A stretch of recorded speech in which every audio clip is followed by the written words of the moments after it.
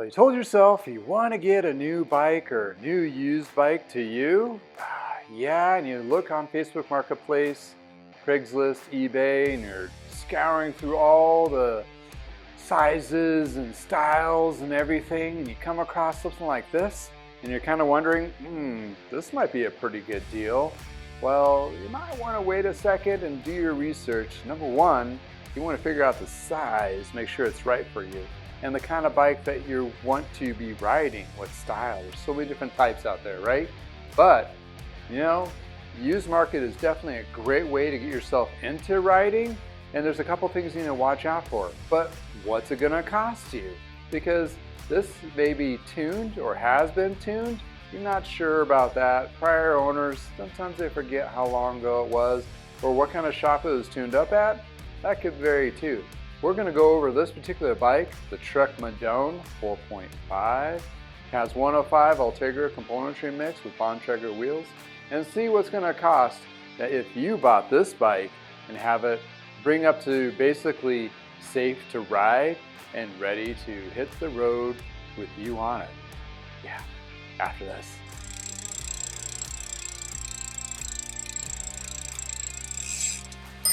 Welcome to I Know a Guy Bicycles, hanging out with a guy. Hi, I'm Justin the Guy. Obviously I have a garage shop. Take scary out of used, one bike at a time. If you want to be kept up to date on latest projects and topics, please like and subscribe. Hey, welcome back to I Know a Guy Bicycles, hanging with a guy. Hey, I'm Justin the Guy on this old bike series, and we're checking out this Trek Madone 4.5. Yeah. In any case, it's a full carbon bike, carbon fork, good wheels, 105 componentry from Shimano with Ultegra. It is a little bit older, but hey, gyms like this could be something that's very beneficial for you to get into cycling without paying the absorbent prices of new. New pricing, well, when you're looking at road bikes and so forth, it's anywhere between $1,000 to $2,000 for a new bike, and keep in mind that's the bottom of the bottom for road. So it would behoove you to take a look at the used market, like Facebook Marketplace, Craigslist, eBay, or Bike List, any of those particular apps out there you can actually dive into and go into the weeds. Well, first and foremost, you need to figure out what size. It doesn't matter for road, mountain, whatever. What size would you take? And then you can start from there, then what kind of riding you want to do. And then I'll narrow it down, then you get down to that kind of style of bike, either road, gravel, mountain, cruiser, whatever the case may be. And then you can dive into that and do those select searches, size and style of riding. Then you're going to have a plethora of that, right? It's going to go down a rabbit hole of like which ones and what kind of style, and frame geometries are going to be different between different brands. Okay, it may get really confusing, but at the end of the day, you want to find a bike that you want to get into and riding, and there's a lot of good opportunities out there of getting into a used bike. But buyer beware, of course, because most bikes that I've picked up that I refurbish bikes definitely need a tune-up. Even though some may say they've been tuned, they could probably still use another tune-up. Reason being, there's some things that may have just been done just kind of to get it out there to look good to sell, kind of just a quick facelift kind of deal. But sometimes there is legit tune-ups, but usually there's a little bit further, longer time ago. The original owners may not know. That's another thing too. If you're looking and vetting a bike, try to get it from the original owner or somebody who's had the bike for a while, because that way you'll be able to get a history of the bike versus somebody that's just flipping them. I try to vet most of them to, that's kind of contrary to words, right? Because I'm technically flipping bikes-ish, but what I'm doing is completely something different than what all the flippers do. They just kind of make it look good, clean it up, and make it shift and stop and go. What I do is actually do a complete overhaul, strip down to the frame, replace any parts that we replace. Also, I have a fit area, so if somebody is ready to get a bike from me or have service done, I provide a complimentary fitting, making sure, one, the bike is the right size, second, is adjusted to them, and having the best experience possible while going riding. That's the difference. I'm completely doing an overhaul on the bike with a better product, with a better outcome. Flippers, they just spit shine and go.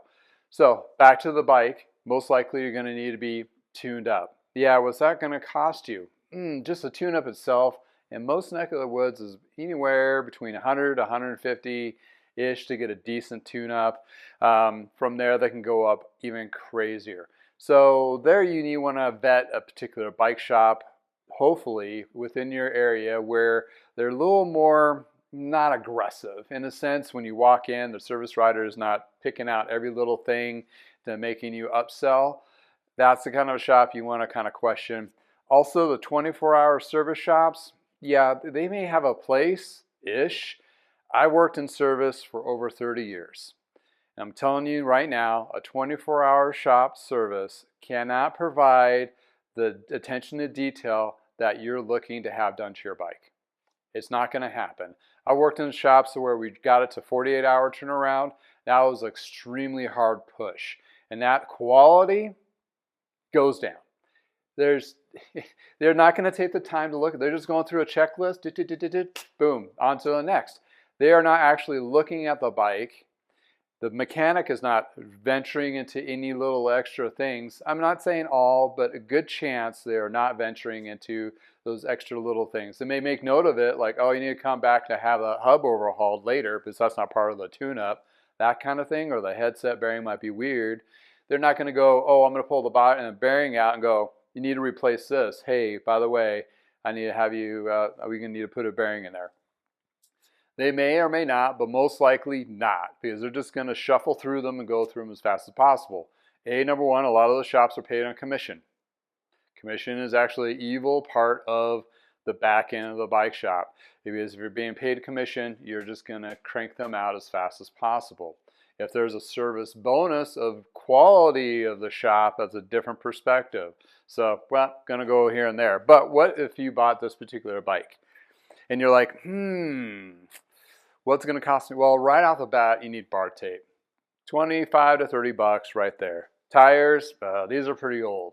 Right there's another $50 to $100. And then you look at, well, you know, we're looking at maybe possibly a chain, and do a chain checker on there. Yep, a new chain, maybe a cassette, a chain at least 25 to 30. You're gonna have to switch out to different kinds of pedals, maybe a platform. So we're already looking at, just in parts alone, just to get it to surface look, about 150 to 200 bucks. Easily, right? Okay, then you take that dollar amount that you bought the bike, you know, let's say this one costs you around 500. Let's just throw that out there.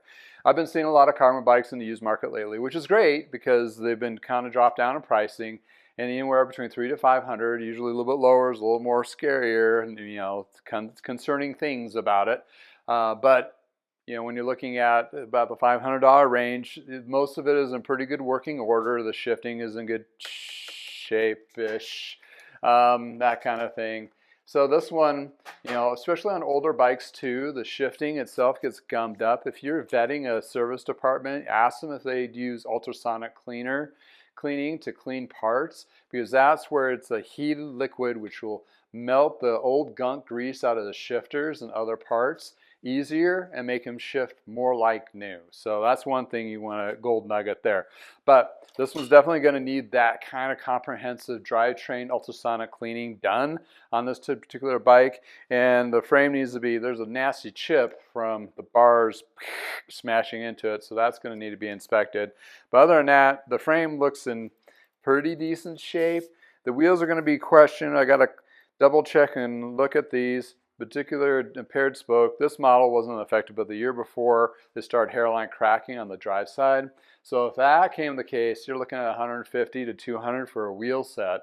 So there you already doubled the money, or getting close to doubling what you paid for it. But that's okay. I'm telling you right now, it's okay, because if you're getting a good tune-up done and you're having parts put on it that are going to be fairly new, right? And that gets that bike up to a more new condition. And luckily, if that shop has a little bit of a fitting kind of thing, which it's not too absorbent, if they do charge for it, or more of a static fitting. If you're getting this bike completely tuned up and ready to go at $1,000 or $1,100 in, all complete, that's a win-win, because yeah, you're right. You're on Justin. What are you talking about? It's like I can get a new bike for $1,000 or 1,500. Like, well, yes, but you're not getting a full carbon front fork carbon, good wheels, upper end componentry bike. To get this bike in today's market, $4,000 to $5,000 for a full carbon 105 Ultegra componentry. So think about that for a second. So I'm get myself into a bike. Yeah, it's going to be, I'll put this money into it. It's going to cost me about $1,000, all in to 1,100. But that bike is solid. It's going to be, they had changes, obviously, within the range of the years, that kind of thing. But the tech within the last 20 years with bikes, road bikes specifically, yeah, they've gotten the fancier Di2 and electric assist or electric shifting and all that kind of stuff. But those bikes are, even used, super expensive. But the mechanical brakes and shifting bikes, that's your win-win. I mean, you can get yourself in a good solid bike, get you into that experience within under $1,000 in most cases, and have a wonderful time. And then if you really do get into it, then you have the opportunity to go, well, maybe I'm looking to save my money to do something a little bit nicer. Yeah.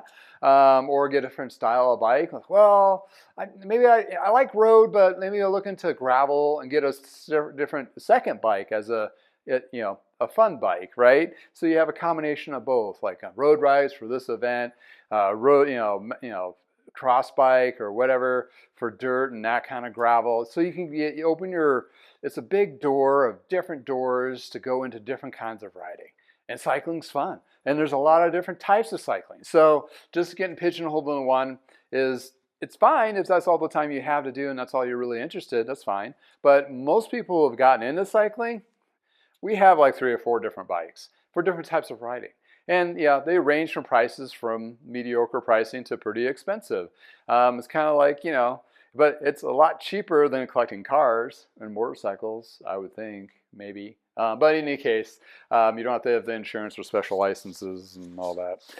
Although, speaking of insurance, making sure that your homeowner's insurance knows about the bike and take pictures of it and grab the serial number. Always good to have, just in case this thing disappears on you.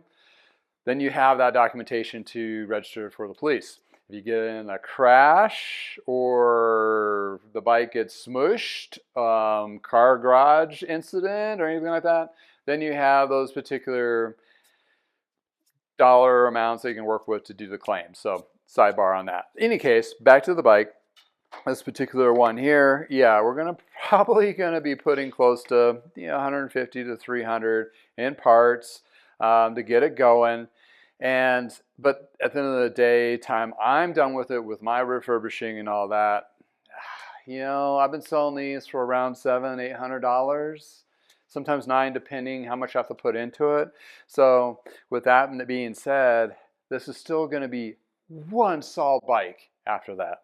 But in any case, that's kind of what it's going to cost you if you're looking at for that used bike. Okay, so let's take a second here and think about this. So we're looking at, number one, finding what size you're going to need, right? Ish. And second, what you're going to kind of riding you're interested in doing. What kind of riding is available out your front door. Then you kind of compile what's out there within your market, and then you kind of figure out, you'll kind of resonate to a particular brand, Trek Specialized, Kona, Cervelo, whatever they may be. And from there, then you want to vet a shop. If you're going to do it yourself, which is fine, I'm all a go-getter of like, hey, you can service your own stuff. Highly recommend it. It really gets you to know your bike really well. But if you get down to that pigeonhole and you're like, man, I just don't know how, or questions, it's good to have that one shop that you can take a bike to. Like, can you look at this hub? If they need to overhaul it, they can, or true it. If you don't want to buy all the tools for that, just get the wheels trued, and then you can do the rest. Or, the bottom bracket needs to be inspected, the headset. It's always good to have a good bike shop to be vetted to do those little one-offs kind of thing. Or if you feel comfortable to having the full tune-up done, they do every little bit.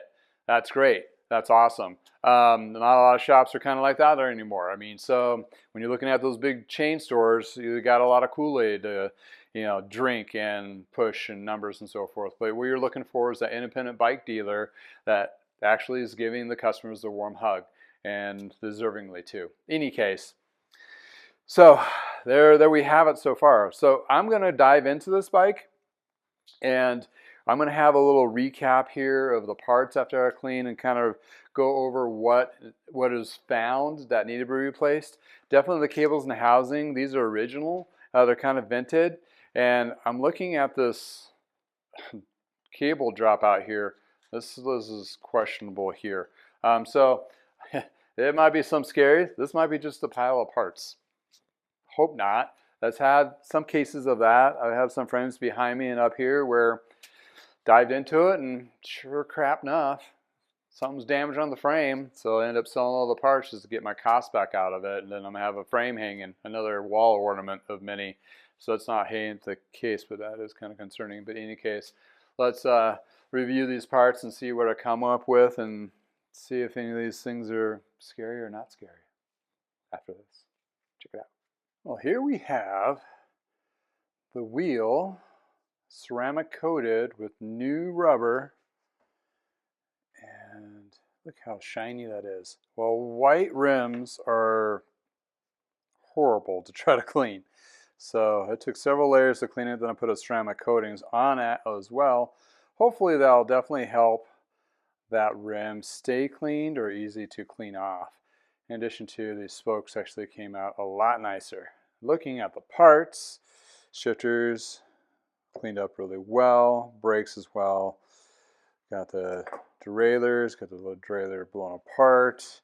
Got the crankset, it had some ugly gunk that took several rounds. And got these jockey pulleys to be mint. Here's the front wheel, same kind of thing, but here's the weird tricky bit to this guy, is it had some pock marks on the spokes and some rough area of the rim. My guess is it was hanging on the back of a car where it had a lot of contaminants, like, see those little chip marks on the rim, spokes. Something got sprayed up on the rim, kind of backwash. So again, when you're transporting your bikes, hanging on the back of your vehicle, if you're going through some really bad contaminant areas, that's something you might want to consider covering up if you can. I know how it is. Sometimes you're just stuck with it and you just plow through. But in any case, that's been all fixed and corrected and cleaned. And bam! We got this frame to pop. Ceramic coating has like three stack, super smooth. And I had two boo-boos. One I used a boo-boo sticker, and what that does, it covers the carbon which is exposed, and also put a clear coat on top of that, and then polished it on top with another ceramic coating and polishing. And the other boo-boo sticker is from the infamous bars slamming into the frame. This happens periodically to a lot of bikes because of the position of the bars. So I had a pretty good chunk back here, so I put a boo-boo sticker here to make it a little more clean and protected, covering up that carbon. But the rest of the frame, just a few minor scratches here and there that got corrected. From the typical areas, like on your seat stays here that stick out, fall over in the garage, bump up against another bike in the car rack, what have you. But looking at this bike entirely now, looks almost like new. So let's recap. So buying a used bike and paying for it to be done. I mean, yes, I do a lot more to bikes than maybe your local shop for detailing the frame and so forth. I'm in the whole refurbishing thing. We've gone down that rabbit hole and I love it. But that's what I do. And I do that with my tune-ups. So I've been sought out by a lot of local customers in the Front Range of Colorado, and to have me do tune-ups and do their magic to their bikes. Some they've had for a while, some they've just purchased. So I got a variety of different customers coming to me to have that service done. Same thing I do to my bikes that I'm refurbishing to resell. Well, this particular one, it's going to need a new chain, bar wrap, new tires. And really, that's about it. Cables and housing, of course, maybe a saddle. So when you're looking at those bits right there, that could get you up to close to about 200. These tires themselves is about 100 if you get good ones. And the cables and housing, that could be a $30 to $50 lift. And looking at a chain, that could be another $20 to $30 lift. And bar tape, 15 to 20. So yeah, 200, two and a quarter ish somewhere. And then when you're looking at labor at most bike shops, this particular kind of tune-up is going to be way and beyond. So it's going to be your $300 package-ish, depending in your neck of the woods. So yeah, let's say you put about $550. So yeah, we're right at that mark, right? We're right at that mark where it's going to cost you about $1,000 to $1,100 to get a good solid bike refurbished and all that. Granted, some of these parts you can get a little less expensive out there. In addition to, you can do some of the work yourself.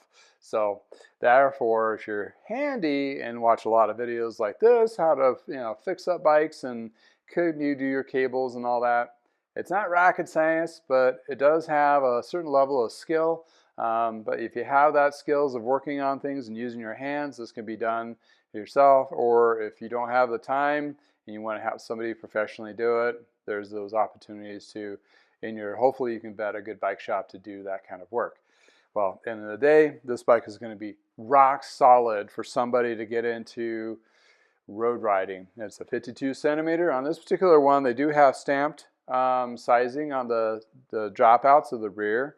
That was pretty common with the Trek. This particular model is a little newer, so it was definitely made in Taiwan overseas, but it does have the little bit layer carbon. So it has that newer carbon technology, which they're using today. It may be just a tad little heavier, but other than that, though, it's a rock solid bike. You have your standard 68 shell, standard 1/8" headset with integrated bearings. So if you ever wanted to upgrade the fork or get a different bottom bracket, crankset combination, that kind of thing, or stem, or even the seat post is a 27.2. So you got all those standard bits have been out for several decades now, so you can always upgrade.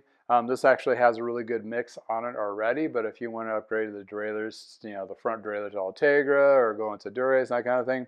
Also note on this particular kinds of frames, the Madone, it's the same frame for like 3 or 4 different models. And they've been doing this for years. So you have like your 105 model from Shimano. The next level up would be Ultegra. The next level up would be Dura-Ace. And sometimes they'll have a higher end frame for the Dura-Ace race ones of today where they have way too many bikes and SKUs. But still warrants that this frame and fork is pretty solid. So if you wanted to upgrade the wheels or upgrade the componentry, it does have that warrant value. Right? I mean, it's one of those things. But keep in mind when you do upgrades to your bikes, like wheels and so forth, in the market of used, it really doesn't add more value to the bike.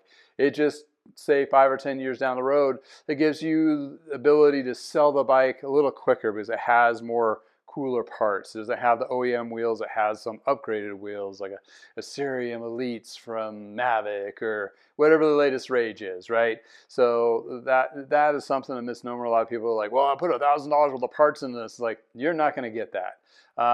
It's just one of those things. But if you do buy a used bike, let's say you bought this, you fixed it up, you paid for parts, even at full retail, and you rode it for a year and realized road bike is not the thing for me, or you're like, I'm really into it, I want to upgrade, and you want to sell this, you'll get about 80 to 90% of your value back out of it. For the most part, because bikes like this and mint, tuned up and mint condition, all that, $700-800, that kind of thing is not out of the norm to be able to resell it. So you're not going to lose as much as you bought a brand new bike. Let's say you bought that $1,500 road bike. In 2 years, that thing's going to be like half the value. It does follow exactly the lines of cars. And depending on the condition, the Bicycle Blue Book has a great resource for that. And it gives you 4 different levels from excellent to okay to mediocre to poor condition, and it'll give you those ranges, and that's where a lot of bike shops are using as a reference points for trade-ins or resell, and you can see your values from there too, so added benefit. If you're looking at used bikes, definitely look at the Bicycle Blue Book.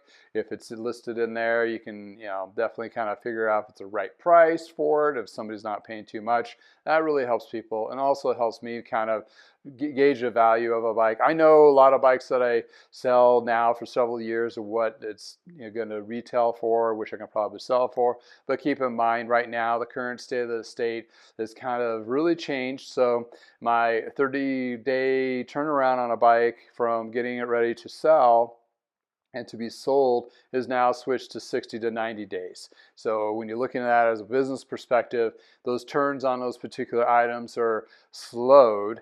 Not to say some of them will pop and go right away, because you just find the right person at the right time, and seasonality is a thing. And so in your market, you may have a window of selling. For right now, Florida, for example, is going into their slow season, which is spring, and going into, for us, this is just starting. Literally, it's into April, and it's snowing. I'm watching snowflakes right now. So our spring has not kicked off yet-ish. So May and June and July, that's where my neck of the woods it really kicks in. Then you add different countries like Australia and England and all that. So in any case, yeah. So right now I'm at the point where I'm going to be throwing it back together and getting it all spiffed up. A new chain is going to go on there. The one I have right now is a pre-wax, so somebody's going to get a nice pre-wax chain on this guy to add to the smoothness and quietness of the bike. But in any case, hey, if you like bikes like this, or you have one yourself, or you've been refurbishing or thinking about buying it, put some comments below. That's a community here. I'm trying to provide some insights and so forth, and other people will chime in as well. And I do have descriptions and information below in the comments of what I use, also in the description and so forth there.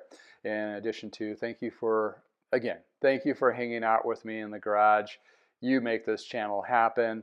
Every one of you, thank you for watching this. And if it's nice in your neck of the woods, please go for a ride. Until next time, and before you go, oh wait, check out these pictures. Hopefully it'll be in the sun. We'll see. But check out the final result of this bike when it's all back together. It's going to be awesome. It's going to be fantastic. This is going to be one great bike for somebody. Oh, yeah. Check out these pictures. Thanks for hanging out in the garage. Have a wonderful day.